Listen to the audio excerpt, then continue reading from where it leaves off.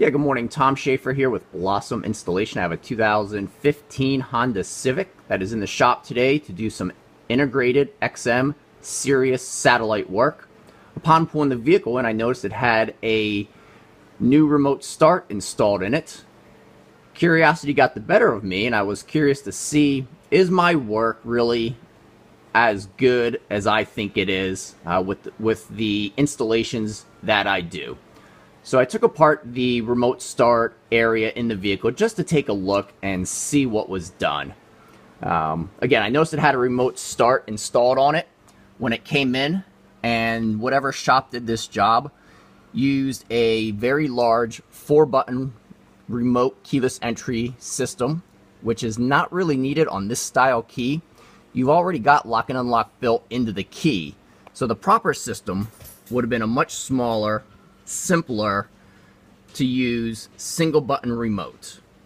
Also with this system, the software does not integrate the ability to start the vehicle by pressing the lock button 3 times to start it.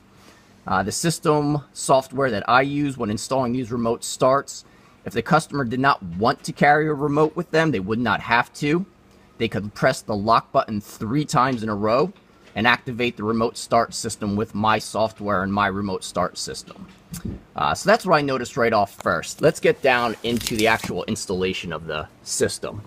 So back here, over here is the remote start brain. These should always be mounted. At the least, they should always be at least zip tied. This one, you can see, was just thrown up behind the wiring and is completely not even mounted. So that's just thrown up there waiting to rattle around one day. What really gets me is their main ignition wiring. This is the wiring that runs the vehicle, that runs the car. And it has to run up in the steering column area to access the wires that we need. However, on today's new cars, we have tilt and telescoping wheels.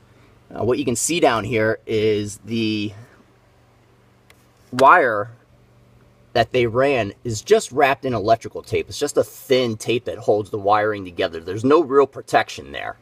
The steering knuckle in this vehicle turns with the vehicle. Now again, this has tilt and telescoping wheel.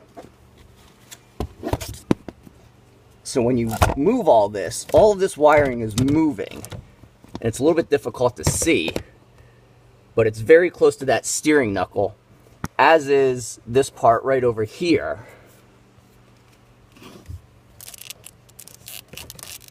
If this were to rub up over this and cut through in time, that would create a dead short.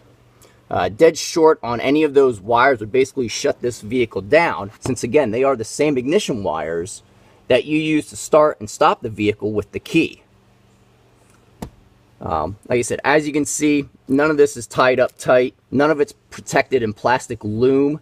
Yeah, I get it. The remote start works when you pick your vehicle up. But talk to me 8 months down the road, 12 months, 16 months down the road, when the wear and tear really starts, when that steering knuckle slowly rubs through that electrical tape and creates a dead short. Or from moving the steering wheel in and out, this wire gets pushed up underneath the steering column and wears through and creates a dead short, and now you're stuck with a car that won't run. So again, Blossom Installations, when you need the best remote start installed or any automotive electrical accessories, blossominstallations.com.